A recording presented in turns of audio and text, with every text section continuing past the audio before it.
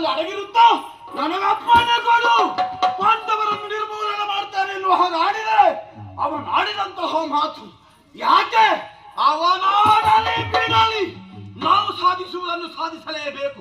ಹಸ್ತಿನೆಯಲ್ಲಿ ಉಂಟಾಂಡದ ರಣವನ್ನು ತೀರಿಸುವುದಕ್ಕಾಗಿ ಹರನ ಒಲಮೆಯನ್ನು ಪಡೆದು ಪಾಂಡವರನ್ನು ಗೆಲ್ಲುತ್ತೇನೆ ನೋಡು.